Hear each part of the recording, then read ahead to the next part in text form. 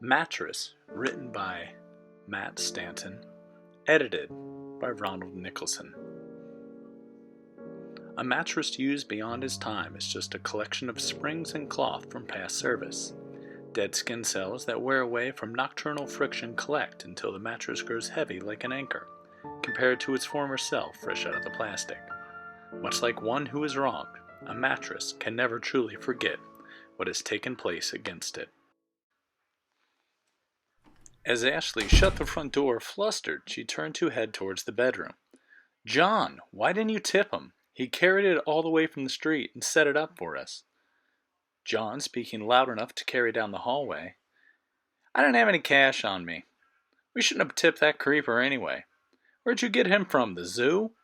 That dumb gorilla wouldn't know what to do with $5 if it slapped him in his dented forehead. John couldn't contain his rant. Did you see even his name was stupid? Sharon? That's an old lady's name, but he spelled it funny? He was a foreigner, probably illegal with a fake name. I bet he's a criminal in whatever sad sack country he's from. Entering the room, Ashley interjected, Stop being so judgmental, John. By the way, genius, his name is Karen. The CH sound makes a K, like Karen. Running his thumb over his bottom lip, John tipped his face at an obtuse angle. Really? After a short pause, he continued to roast the manual laborer. That's not any better. Now he sounds like a soccer mom that bitches out the manager of a Target. He didn't even take the plastic with him. Don't worry about it. I have something I want to get rid of. I'll use this, Ashley directed as she picked the plastic covering from the floor. Everyone calls you radical when you point out facts, John started on one of his opinion pieces that jumped from one uninformed topic to the next. He hadn't done this in the beginning of their relationship, perhaps on purpose. Despite her beauty, Ashley hardly talked, had trust issues, and balked at living with a partner whose empathy level seemed to match that of a brain donkey, which she had more or less called him in some of his more unsufferable moments.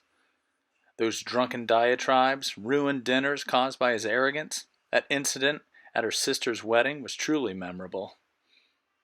As Ashley listened to John drone on and on with his nonsense, she balled the plastic up in her arms, tighter and tighter, pressing it with clenched hands until it had nowhere else to go. Once John had stopped giving his TED Talk on foreigners, he approached Ashley from behind, sliding his hands down Ashley's defined shoulders, wrapping his fingers around her elbows, he whispered, Why don't you put that away, and I'll pick you up and lie you down. Ashley quickly pushed away from his advance. I told you I hate when you use that voice. You sound like one of those doofuses on YouTube who try to con incels into sending them money so they can get laid. Annoyed, John pushed a long breath out the bottom recesses of his mouth before turning his attention to the mattress. With the posture of a man who just finished manual labor in a light beer commercial, despite the fact he had never performed hard labor in his life, John assessed the newly purchased bedroom centerpiece. They put plastic on these mattresses so they don't get bugs and pests in the fabric. It's really strong stuff, not breathable. Oh, that's a good idea. You wouldn't want any unwanted guests in your bed, she sharply acknowledged with a sly smile. John let out a half-hearted chuckle. Ashley, I bought the mattress. I thought we agreed all of that would be over. Let it go. Oh, John, you're right. You did your part of the agreement.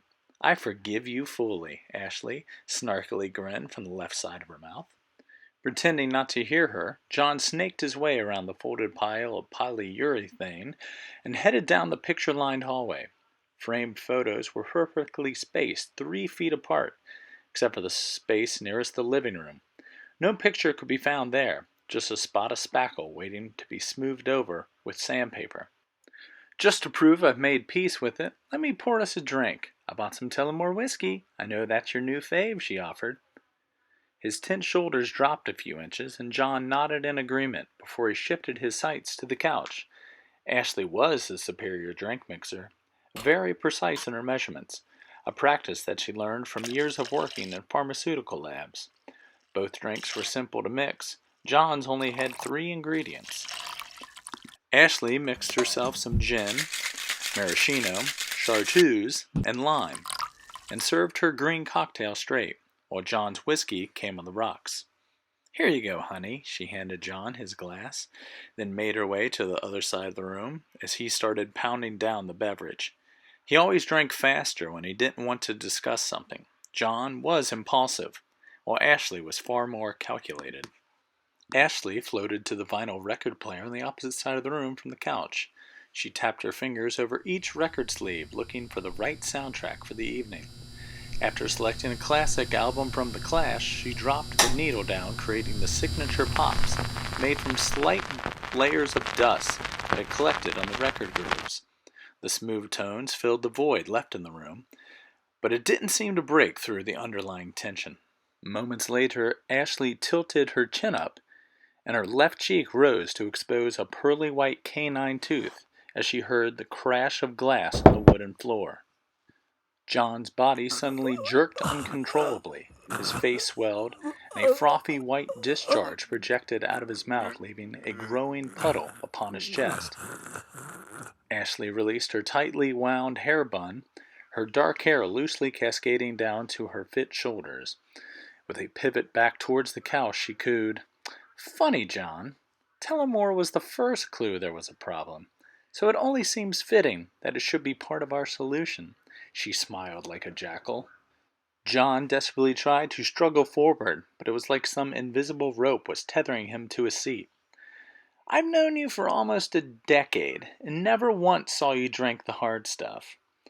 Then at last year's holiday party, your coworker Bree, former coworker Bree, offered her some, and you took it right away. You lied right to her face and said, 'Oh, I love Tullamore.' I started to say that you've never tried it before, but you just hushed me and made me feel like a stranger." By this point, only John's right knee had mobility, and it was flapping like a cod marooned on the deck of a fisherman's vessel. "Before I knew it, you started keeping Tullamore in the apartment. Of course, we both know that's not the only thing that was in our apartment. Excuse me, my apartment.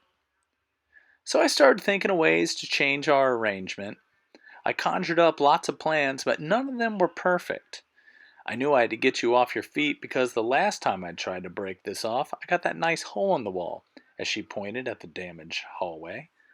"If I hadn't ducked, I might be eating all my meals out of a straw right now. You really kept that temper under wraps, but we know you're a big secrets guy. You always said my intelligence was a turn on, but we both know that's a lie." Removing a vial from her pocket, she tapped the lid with her nail. "You know how you always bring up how the Ohio State University beats Michigan in football?" She talked as she pranced around like a drum major, pantomiming a baton in her left arm. "That's true, but Michigan does have the far superior chemistry program." She glared towards John. "I heard they used this in some attacks in Japan when I was a kid, but I didn't realize it would work so well.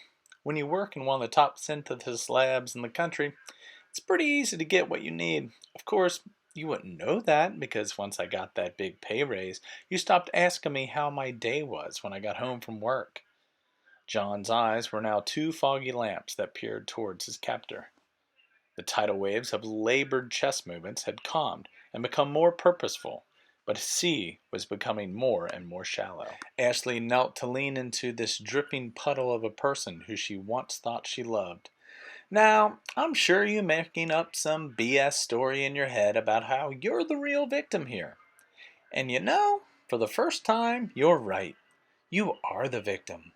And that's something I'm going to have to live with for the rest of my life."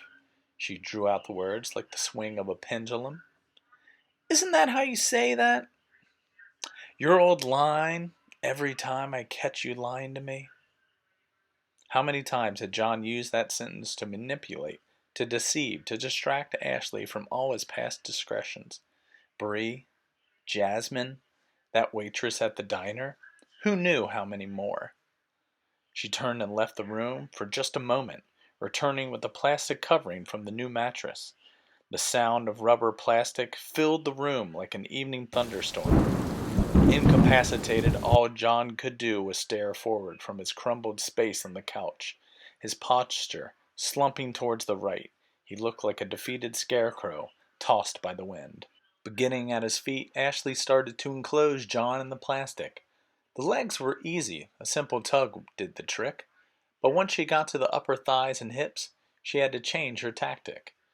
She may be smaller in stature, but she was extremely fit from years of dedicated gym workouts. She wrinkled the bottom of the plastic and jumped, engulfing about 4 inches of his torso with each thrust, as if an anaconda was swallowing its already constricted prey. After she got to his shoulders, the final pulls were easy. She tied the excess at the top, but not before she put a rope around John's neck, pulling it close with all her might, leaning back and putting one foot on the chest of the immobile mass of man. Wiping the sweat from her flushed face, she exclaimed, "Woo-hoo-hoo! That should do it." John's face was blurry now. The covering left very little for the outside world to see. At first, John struggled to free himself, but soon there was almost no movement inside the wrapping, and it wouldn't have mattered much if there was. "How am I going to get you out of the apartment, John?" Ashley cackled. Inching forward, she whispered, "Well, that's where our boy Karen comes back into the picture. He's going to pick you up and lie you down." I'm kidding. See, you could call him your ferryman. He's going to carry you to the other side. You're not the only one who finds people on secret websites who do activities that are less than moral. That foreigner isn't the criminal, John. Turns out this American bitch is the one you should have been worried about the whole time. Ashley now straddled John's legs. She leaned down, placing an arm on each side of the plastic cocoon, her elbows bent, her head peered down like a black widow spider who had spun her victim's web. John's eyes now flickered off and on. She took out a switchblade and dangled it in front of John's face. "You see, John, I carried you on my back long enough." Ashley grabbed the top of the plastic, took 2 wild swings with the blade, once to the left and once to the right. "Now I'll do it one last time." Ashley, dripping with sweat, expunged all the air from her chest, rolled her neck once, trying to release all tension from her body. She peered down at her handiwork and dragged her load to the front door, opened it, and called for her delivery man.